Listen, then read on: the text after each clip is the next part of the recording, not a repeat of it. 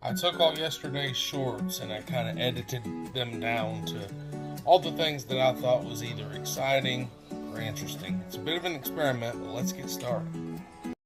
So I've actually had the cows on the sacrifice paddock for over a week now, probably a week and a couple days.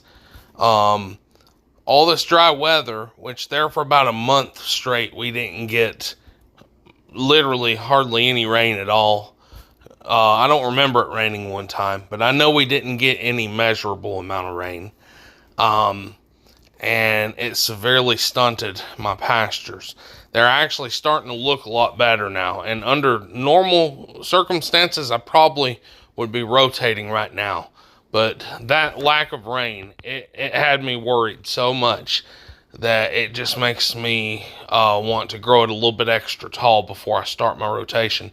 Because the grass, it is stunted, even if it has grown back and what is above the soil looks fine, below the soil, it has been stunted. It had to use its reserves to repair itself.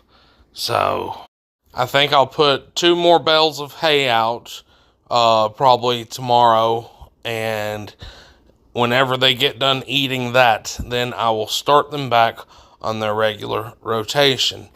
The neighbor, by the way, I run my cattle on 2 farms. One is mine, the other one is on the other side of the road, and it's actually owned by someone else. And this gentleman wants me to bush hog his pasture. That's a reasonable thing to ask, but you only want to bush hog a pasture on average once per year.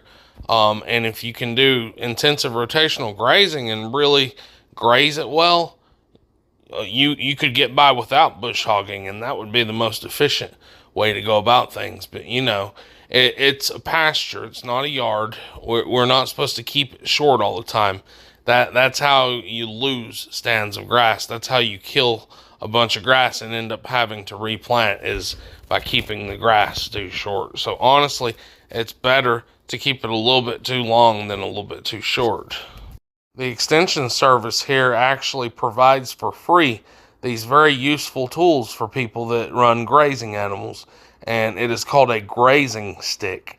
And it's nothing more than a stick that has the measurements for the different grasses on when you want to put the cows off and when you want to take them off.